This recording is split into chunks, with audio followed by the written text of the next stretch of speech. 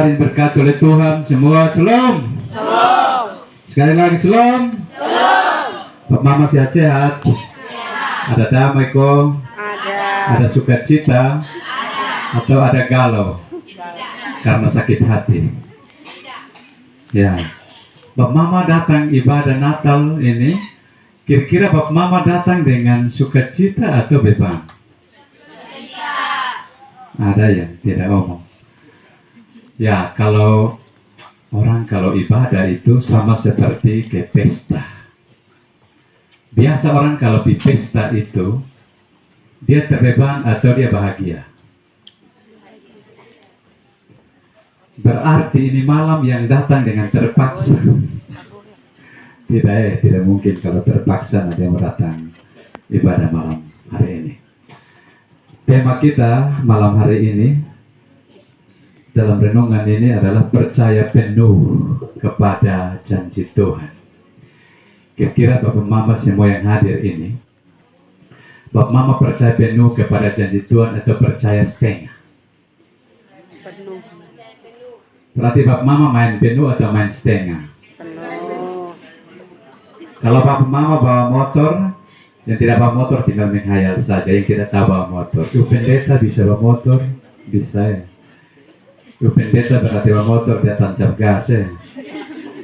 Ya, jemaat suka tancap gas atau main kopling setengah, yang motor gigi dong.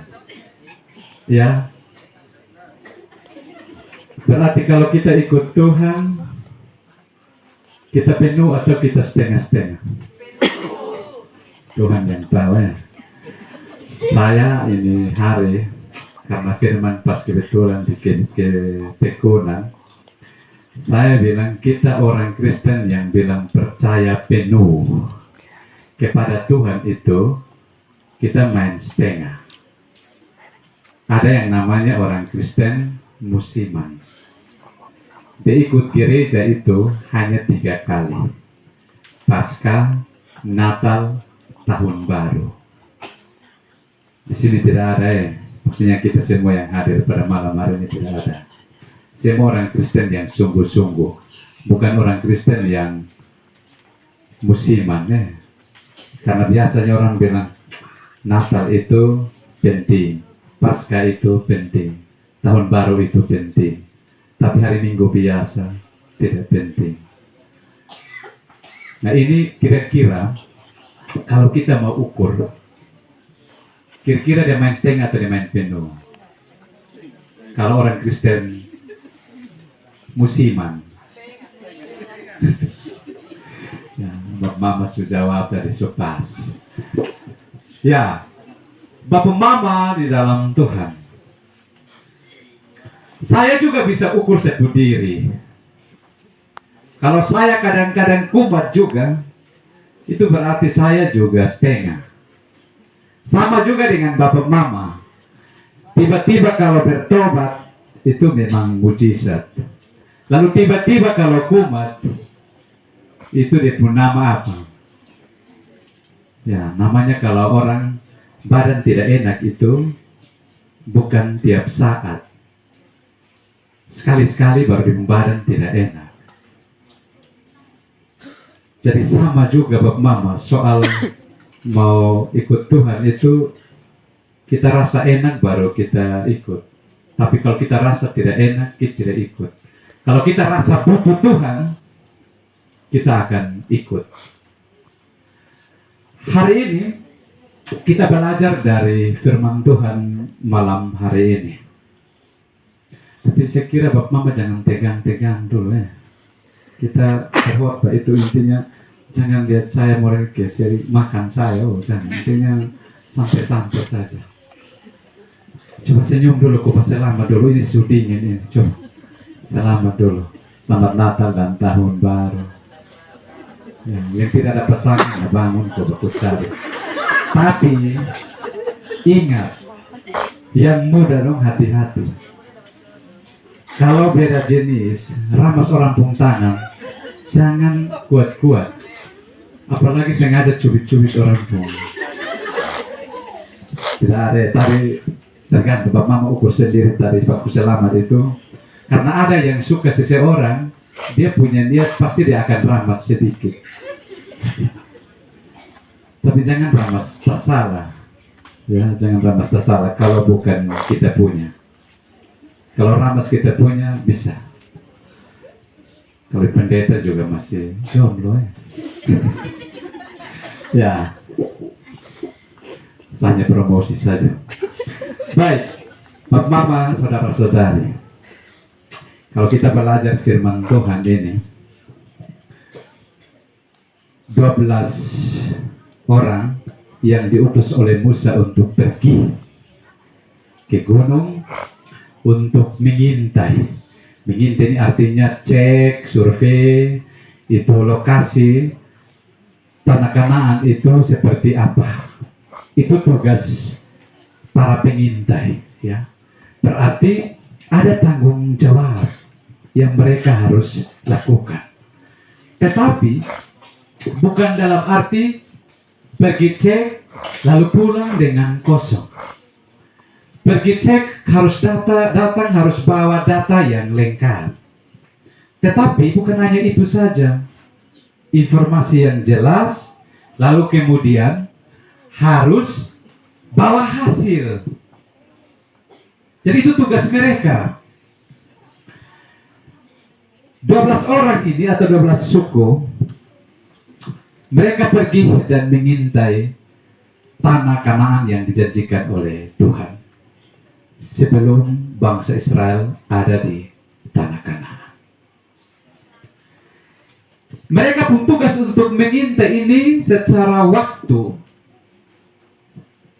Itu bukan 1 hari 2 hari, 40 hari. Bayangkan 40 hari. Kalau 40 hari, lama atau cepat? Lama. Lama. Maka dia butuh waktu. Pengintai itu butuh strategi juga. Bagaimana mereka harus mengintai. Dan bagaimana mereka harus ambil hasil. Karena memang waktu itu pas musim hasil. Ada anggur di sana. Tetapi bukan mereka datang dengan kosong bahwa di sana itu bagus sekali. Ada susu dan madu, ada anggur dan semua hasil bumi. Ada pohon-pohon, ada air, semua. Tidak. Bukan hanya sebatas informasi yang mereka bawa, tapi bawa hasil. Jadi mereka harus bawa pulang hasil kepada Musa. Dan bukti supaya bangsa Israel percaya, mereka harus lihat. Karena bangsa Israel ini sulit percaya orang. Sulit percaya kalau tidak ada bukti yang jelas. Jadi kemudian Bapak Mama, mereka mengamati, mereka cek, lalu kemudian mereka bawa pulang hasil. Tetapi pengintai ini sudah bagus, mereka melakukan, mereka punya tugas dan tanggung jawab dengan baik. Tetapi yang menjadi anehnya adalah mereka datang membawa informasi yang menakutkan orang Israel. Bahwa orang yang tinggal di sana itu, mereka itu kuat-kuat. Mereka itu bisa makan manusia. Kalau Bapak Mama baca di ayat selanjutnya itu di 32, 31.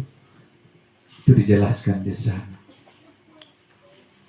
Artinya bahwa mereka membawa sebuah informasi yang menakutkan. Yang bukan memberi pengharapan kepada umat Israel yang sudah menunggu untuk ada di pergi ke tanah Kanaan. Di sana orang-orang raksasa, orang-orang enak, ya, orang-orang kuat yang makan manusia. Lalu kemudian karena informasi ini sampai kepada Musa dan sampai kepada bangsa Israel, mereka mulai ragu. Kalau begitu, kita pergi pasti kita mati.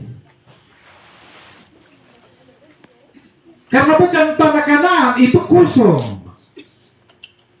Ada yang sudah mendahului di sana. Hanya informasi yang mereka bawa itu adalah tidak tepat. Jadi orang sudah susah, pengintai datang, mereka tambah bikin susah lagi. Sebenarnya mereka sampaikan kenyataan realnya bahwa di sana itu ada penduduk, ada air, ada pohon-pohon, semua ada madu, Tuhan siapkan. Tetapi informasi mereka bawa menakutkan bagi orang Israel dan Musa. Nah, Bapak, saudara-saudara yang terkasih dalam Tuhan kita Yesus Kristus, percaya penuh kepada janji Tuhan. Firman Tuhan pada malam hari ini, saya mencatat hanya 3 hal untuk kita renungkan. Yang pertama,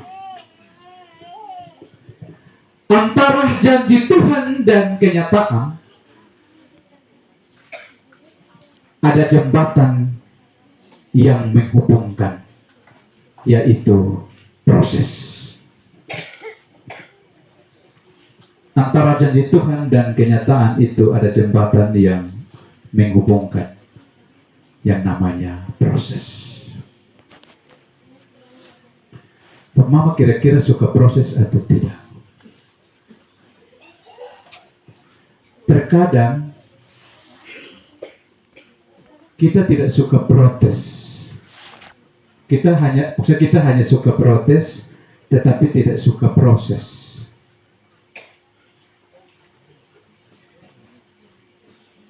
Bangsa Israel itu, bayangkan, 40 tahun mereka di padang gurun. 40 tahun. Di sini banyak yang sudah 40 tahun. Mereka berjalan. Bayangkan Bapak Mama ada dalam pergumulan. Sampai kapan kita masuk di tanah yang Tuhan janjikan? Bapak Mama, proses 40 tahun itu tidak mudah. Itu terlalu lama.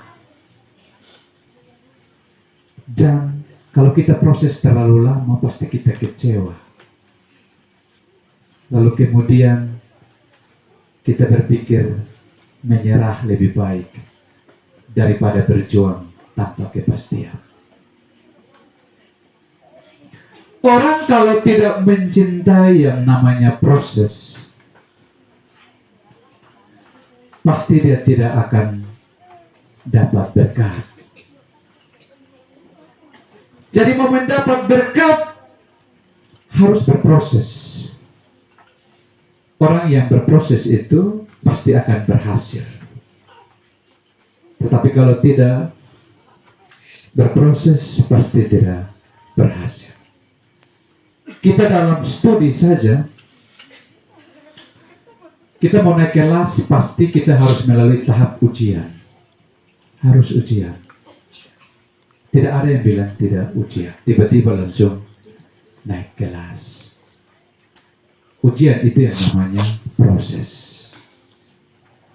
Di dalam proses harus belajar untuk mencintai itu proses.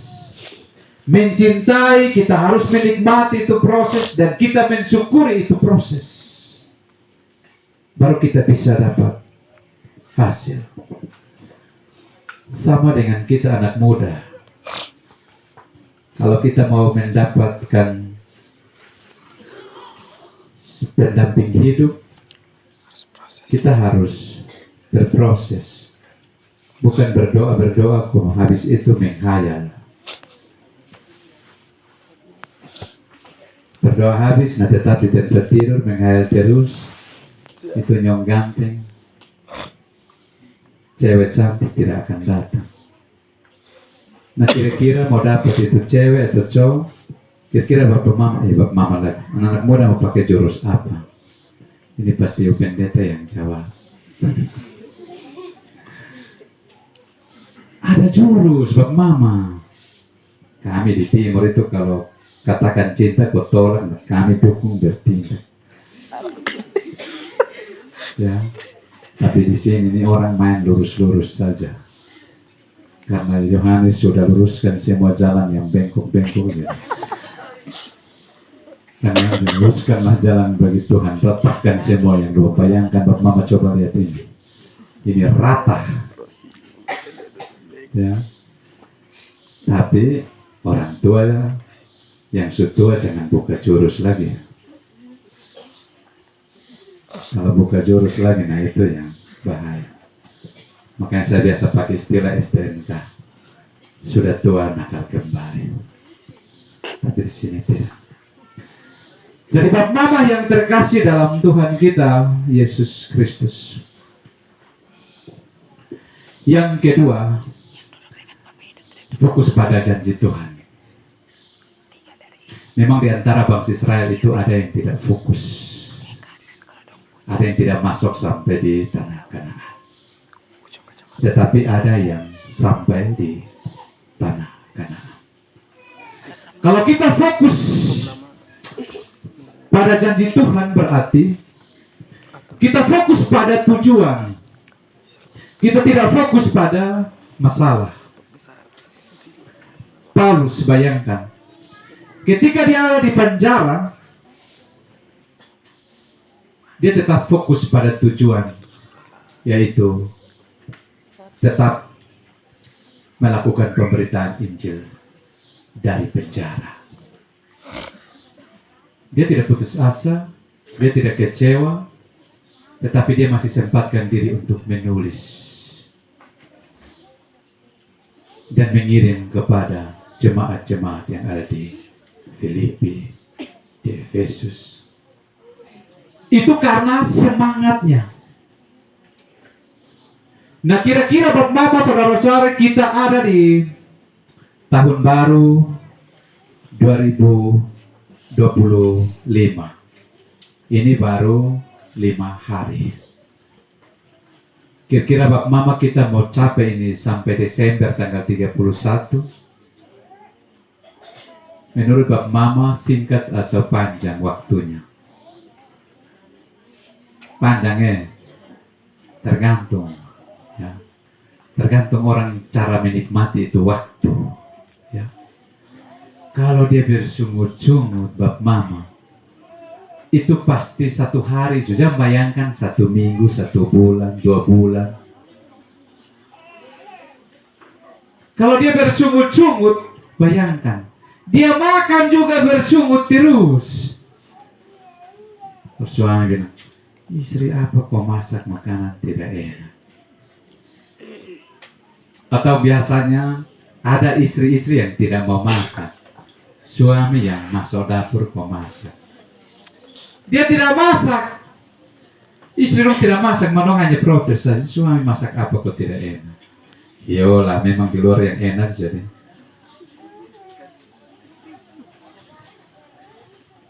Jadi Bab Mama yang terkasih, soal lama dan cepat itu tergantung kita merespon itu waktu.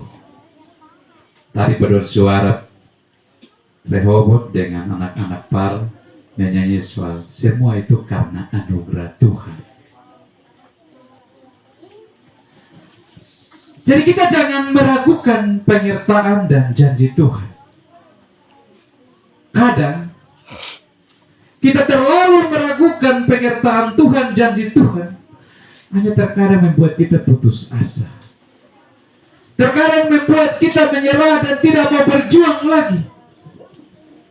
Kadang kita bilang, Tuhan, saya ini setia sekali dengan Tuhan.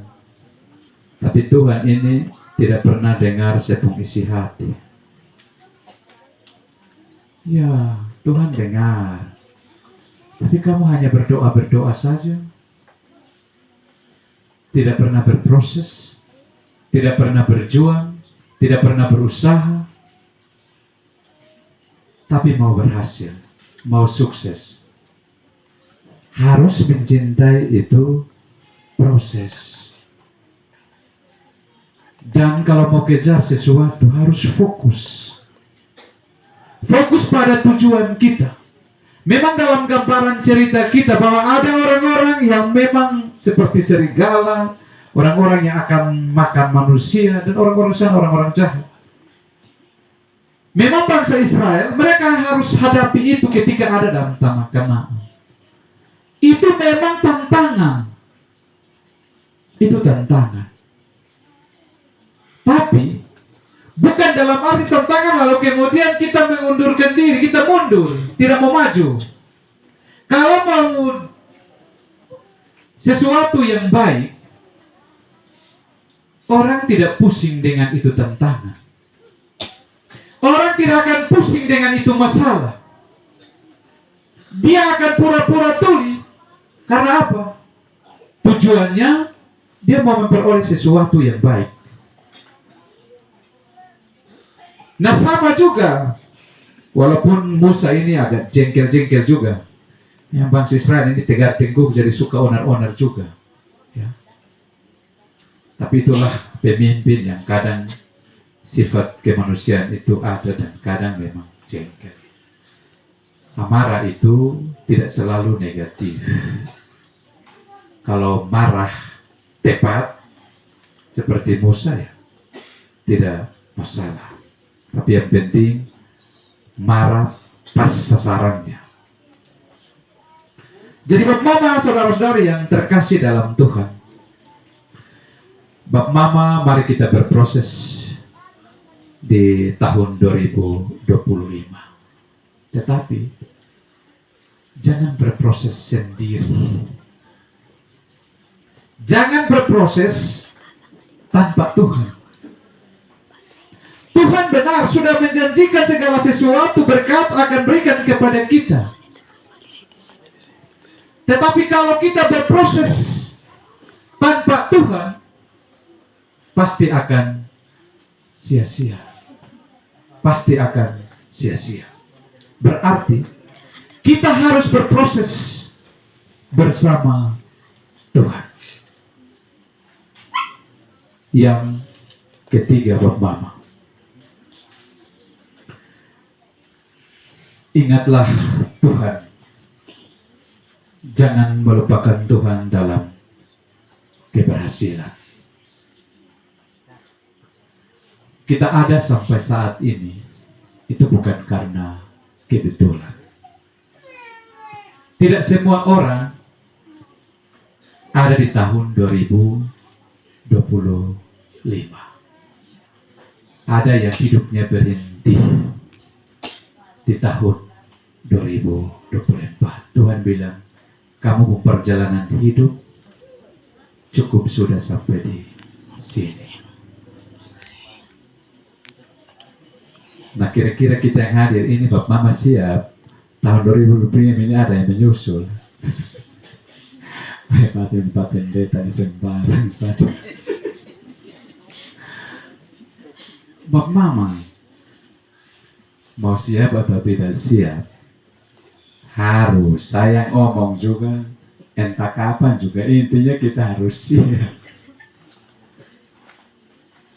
Nah ini Bap Mama sepejang gelisah toh, yang belum ada pasangan dong cepat. Saya tidak bermaksud apa-apa, tapi maksudnya begini. Kita tidak tahu Bap Mama, ini baru 5 hari. Kenapa tadi saya bilang ingat Tuhan, jangan lupa Tuhan itu? Kadang kita hidup itu tidak tertib. Kita pun hidup itu kadang tidak teratur. Tidak teratur dengan Tuhan pun mau. Kita ikut kita punya pikiran sendiri. Terkadang, intinya kadang-kadang baru kita ingat Tuhan. Kadang-kadang Coba Mama kalau kadang-kadang, semua, termasuk saya juga, kalau hidup kadang-kadang baik, banyak tidak baiknya. Coba berdiri di cermin baik-baik. dan menyanyi. Entah apa yang merasukiku. Bapak mau coba, maksudnya coba peragakan. Maksudnya nanti peragakan sendiri-sendiri. Maksudnya kira-kira Bapak Mama, maksudnya coba Bapak Mama yang di sini suka marah-marah toh. Ketika marah-marah istri, pukul istri. Di sini tidak ada orang yang pukul-pukul istri, pukul suami. Tidak, tapi Bapak Mama sekarang ini kita omong tentang soal kekerasan ini. Istri dong juga dong bakar dong suami. Sekarang ini perempuan dong diam-diam mah. Ini apa? Wiro Sableng 212. Dong juga tidak mau kalah. Dulu ini sebenarnya itu bapak yang berkuasa. Sekarang tak kekuasaan laki-laki juga. Perempuan su rampas. Jadi kita dengar berita sama si istri bakar suami karena main judi online. Tapi semua Kristen tidak ada main judi online. Jadi makanya tadi saya bilang coba kalau bakalai berpukul dengan istri 2 orang, jangan 1 solo saja, 2 duet menyanyi sama-sama. Entah apa yang merasukiku, itu nanti bikin stand up comedy. Ya. Jadi Bapak Mama, kita harus perhatikan kita sendiri supaya tertib dan teratur. Jangan kita sendiri yang mempermainkan kita pun diri. Akhirnya sebenarnya kita pun diri ini sebenarnya baik. Orang kenal kita bahwa itu orang itu baik. Tapi tiba-tiba Bapak Mama, kita tidak jadi baik. Karena apa? Kita kurang kenal kita pun diri. Suami istri juga saya bayangkan. Dong kalau bakal terus saya bayangkan dong kayaknya tidak saling berkenal dengan baik. Orang kalau berkenal diri dengan baik, itu pasti dong pun hidup ini harmonis. Amin kok. Amin. Tadi Bapak Mama perhatikan. Tarian ini. Ya kita di alor. Tapi dong menari lais menekat. Ya, lais menekat itu saling ngasih. Dong ame dari timur. Ya, jadi artinya bahwa Natal ini kita itu harus mesti saling mengasihi, itu penting. Tapi kalau masih hidup sudah itu susah, itu lupung derita. Biar suami yang susah. Dibilang urus diri sendiri. Kita pun masa mesra itu sudah lewat. Jadi kamu urus diri sendiri. Natal ini kesempatan untuk kita koreksi kita pun diri. Apakah kita benar-benar sudah berdamai dengan orang atau tidak? Terang Kristus yang bercahaya itu dia membawa perubahan bagi kita. Perubahan bagi kita. Termasuk hidup kita yang buruk dibenarkan, ya dibetulkan supaya hidup itu baik. Tetapi Bapak Mama, kalau kita merayakan Natal, kelahiran Yesus, lalu kemudian kita masih hidup dalam perselisihan, apa untungnya? Berarti kita belum memaknai arti sesungguhnya kelahiran Yesus Kristus. Yesus lahir itu dia membawa damai. Dia membawa sukacita. Dia membebaskan kita.